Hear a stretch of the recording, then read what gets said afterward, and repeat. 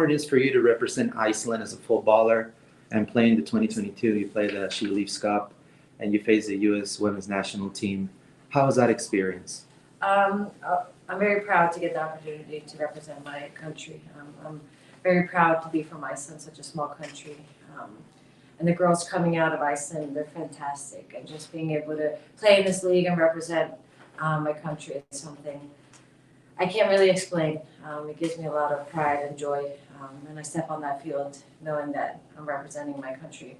And I think that we got the opportunity to play in the She Leaves Cup was great. We're going into the Euros this summer, so it was a good experience to get that in.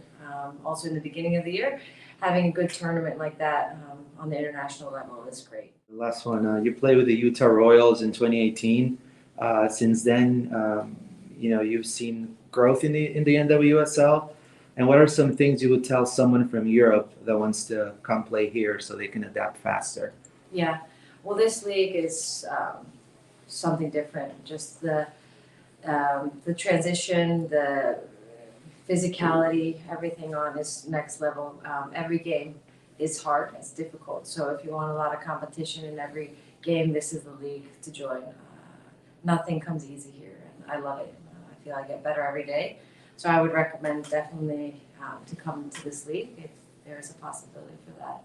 I think what the league here has, you have to travel a lot. You have to, it's a 24/7 just recovery. You have to travel 5-hour flights to some of the games. So it's almost kind of like Champions League all year round, just with the travel. Because when you go to Europe, you're all in a smaller country to play your away games. But in the Champions League, you kind of have to fly all around Europe, which causes that kind of flight time. So, yeah, I think it's a league where you can't really get that anywhere else. But yeah, I love it. Thank you for your time. You've been chosen as the Pride's captain this season. How special is this for you, and what are your expectations for this season? Well, of course, it's very special for me be the captain here. Even I don't speak so much, so good English, But we have like other players how do very well. Even I'm gonna use the band captain, but I'm sure with everybody. I told them we're gonna do this together. We're gonna lead the team together, and then they understand that. They know I need them. Right. And then I'm very excited for this season because we have very new team, young players, and then I'm so excited to try to help them to grow and make them look good because of course if they look good, they're gonna make me look good too. Orlando Pride, like you said, this season has added a lot of youth. As captain, how do you motivate them, and what are some pointers you give them since it's for some of them the first time they play in this league? I'm not gonna change anything that I did before this because I'm the captain. I always talk with the players, try to help them, like give tips. I have played this game for 22 years, so yes, I think I can help them with couple of details like that I see sometime, and then they can help me too. So that's why I'm not gonna change anything. I'm just gonna act like I'm always doing. Okay, so now, Marta, como ícone mundial do futebol, como você se sente sabendo que o esporte cresceu tanto na América do Sul, a comparação quando você começou a jogar, você tem agora ligas muito competitivas, na Colômbia, Equador, Peru, Chile, Argentina. Como você se sente disso? Primeiro que é muito prazeroso, poder fazer parte de uma história que no começo era com muitas dificuldades e hoje a gente percebe que a dificuldade é muito diferente. A gente sabe, a gente tem noção do papel que a gente vem desempenhando durante esses anos todos. E óbvio que fico muito feliz em ver o desempenho, o desenvolvimento da modalidade em vários países, principalmente na América do Sul. E que assim continue. Ainda há muita coisa a melhorar, mas a gente está percebendo que as coisas estão andando para frente, não regressando. E isso é o importante, a gente não pode deixar regressar. Obrigado. Marta, você joga no NWSL há 5 anos. Quanto o NWSL cresceu desde que você começou aqui com Orlando Pride? Eu acredito que todos os anos a gente percebe que as atletas estão improvisando mais, né? Tecnicamente, taticamente, fisicamente. Então, isso faz com que a Liga se torne a cada ano mais forte, mais competitiva. Nos primeiros anos, a gente percebia que tinha 1 ou 2 times que conseguia manter um nível de controle maior em toda a temporada esse ano. E o ano passado, eu acho que ano passado, na verdade, os últimos anos, 2 anos, a gente percebe que tudo pode acontecer, né? Tem várias equipes aí que podem brigar por títulos, né? Então, isso é fruto de um trabalho que as equipes vêm fazendo, que as atletas vêm fazendo, e que percebemos que a Liga vem crescendo a cada ano. Obrigado. Hi, Megan. I'm Louis, Loud and Proud Orlando. How are you? Thank you for your time. Megan, what sparked the move from the Dash to Orlando, and what are some of your expectations for the season with the Pride? Yeah, I mean, my move here, I think there were a lot of signs telling me that I needed to leave Houston. I love my relationship with Katie Naughton and love the team, but unfortunately things just kind of went a different path for me there. And, you know, when Amanda got the job here, she coached me at UCLA, and that was a big reason why I decided to come here. Was just, you know, she's someone who believes in me and supports me as a player and knows what I need to get to where I want to go. So that was a big move for me, and yeah, I'm happy to be here. I'm glad to see you with the shirt. Yeah, thank you. Orlando has gotten younger compared to this season. What do you tell these newcomers to the league, and do you see them adapting well on Amanda's system? Yeah, it's a new team, fresh start, and you know, one thing that I think I've tried to do here is just allow young players to be themselves and be confident. The biggest thing that we can do as veteran players is support players and believe in them. I know, looking back at my rookie year, that was a huge thing for me, is just confidence. You don't have experience yet, you're learning, the league is crazy, it's very transitional, and it's our job as veterans to teach the rookies that. So I think we've done that. We've really allowed them to try to be themselves, and I think the group is in a great place. And last question, Megan, obviously you've played every youth level of the U.S. Women's National Team. Is that one of your personal goals this year, to represent the country on the senior level again? Yeah, that's always a goal. You know, it's an absolute honor to represent your country, and that team especially is just unbelievable with everything that they do on and off the field. So that's definitely a goal for me every single season that goes in. Not only do I want to play well for this organization, but that would be a massive goal for me in my career, and to play for Vladko as well. Got to play for him in Seattle, and learned so much from him, and just respect him so much. So yeah, that would be amazing to represent USA at some point in my career. Thank you. Hi, Amy. How you doing? Louis, Loud and Proud Orlando. Thank you so much for your time. Yeah. A couple questions. What are your personal goals this season with the Orlando Pride, and how are you adapting with Coach Cromwell and her staff?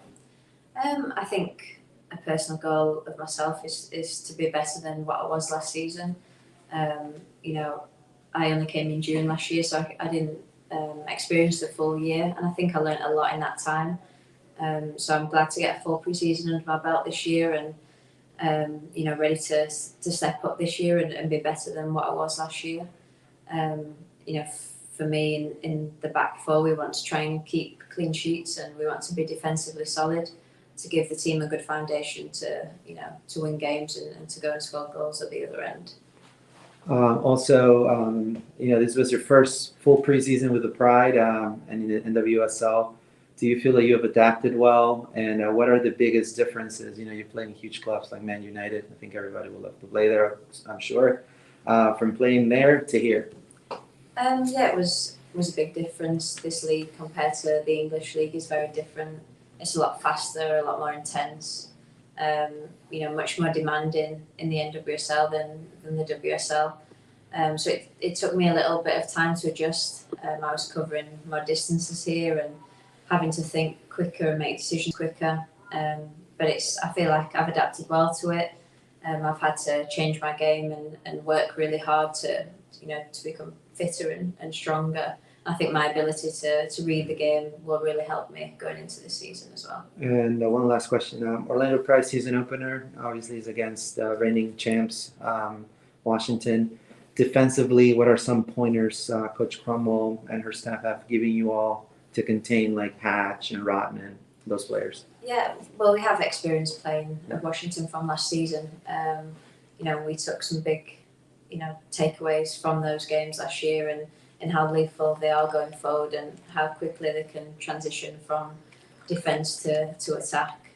So I think for us it's about being defensively solid, being reliable,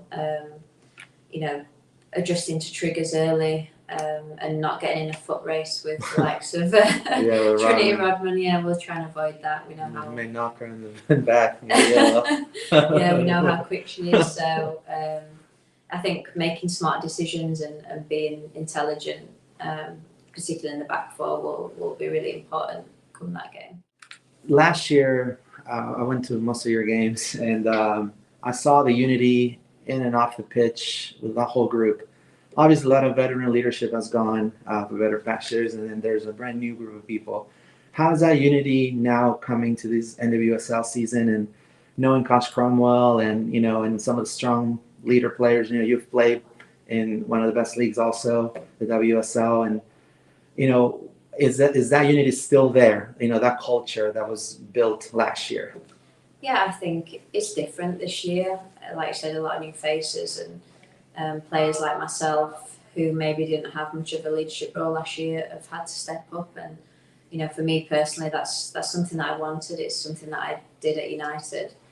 We had a young team there, so it's something I've experienced before, and it's something that I feel helps my game as well. But yeah, we're creating a different culture, I would say, and there's a lot of different experiences within the team, and everybody brings something different. It's still early days, obviously. We're only 5 weeks into pre-season, and we know we've got a lot of work to do to create that togetherness and that winning mentality. But we're hungry. We're a hungry team. We want to impress. It's training is very competitive, which is what you want. We're all excited for the season. We can't wait to get going next weekend. Thank you. Appreciate it. Thank you very much. Erin, Lewis, Latin Pride Orlando, thank you so much for your time. What are your expectations this season with this Orlando Pride, and how it's been adapting to Coach Cromwell and her staff? Yeah, wow, that's the first time I've gotten that question. Expectations for this season. I think I'm not much of an outcome person, or I'm trying not to be. What I would love for this season is for this team to have a clear identity, for this group, like I said, to be adaptable. We're learning, the coaching staff has done a really great job in encouraging us to think for ourselves, in-game tactic changes, like us taking ownership of our soccer intelligence. And I hope to see that more than anything in every single game, and just exciting football. I'd love for us to fill the net a little bit more this year. But also I have had so much, just the pride in our defensive work over the years is great. That's something we want to really keep. And I think we're always in control of our effort and our mindset. And I think this team is aware of that. And that's what I hope that we bring every single game. And I think if we do those things, I think the results will follow. Awesome. Orlando Pride has added a lot of youth, obviously, this season. As someone that has won a gold medal with their national team, what are some pointers you give, since it's for some of them the first time playing the NWSL? Well, I think everyone is so individual, and every time I'm talking to a new player, everyone is so different, and I think recognizing that is important. And we all have something that makes us really unique, and to own in on that and cherish that and put energy and time into that. But also, more than anything, I want to encourage these people to, they know their stuff, and maybe they are working with pros that have more experience, but to have a voice and, just communication, I think, goes a long way, but having an open mind with the people that you play with, knowing the people around you. You have to play a certain pass to someone one way and someone else, a different way. And I think that's what really separates you is the detail, and just taking note of that, and recognizing that every single day you can learn every day. It's hard to learn every day, but if you're dedicated to it, you can. And I think that is what makes you a high performer, not just once, but consistently. A couple more. How do you feel with the good momentum of Canada women's soccer and also Canada men's soccer? I mean, you guys are almost like, you're at the same level right here. Yeah. How's that feel as a Canadian, I'm really proud of, of course, I'm always proud of the women's team and the success that we've had. I think we continue to grow, and I think we're continuing to fight for more from our country and getting a league. And there's, we have many steps to take in that regard. But also the men are doing fantastic. And let's be honest, like, if you look at the numbers, FIFA is still giving a lot more money to the men than the women. And so if the men do well, our entire country benefits. And plus, like, I'd love for our men's team to do well, and we're all in this to make every single player better. So it's a really exciting time for Canada. I'm excited to watch it and be part of it moving forward. But it's a really exciting time. And last question, thank you so much. You've been playing the NWSL for a while now. How much has the league grown? Potentially right up to now? Tremendously. I think you can see, for the first couple of years the league was very much a transitional game, and it still is, but I think the tactical side is really evolving at a fast pace, and the technical ability of some of the players in the league is outstanding. But I also think, and I have to say this, the collective bargaining agreement that just went through is also going to change things for the players in this league, because when you don't have to worry every day about putting food on the table and having, like, somewhere to sleep at night, then all you have to do is put all of your energy into playing the game. And so I think even more so now than ever, we're going to see an increase in performance and quality in the league.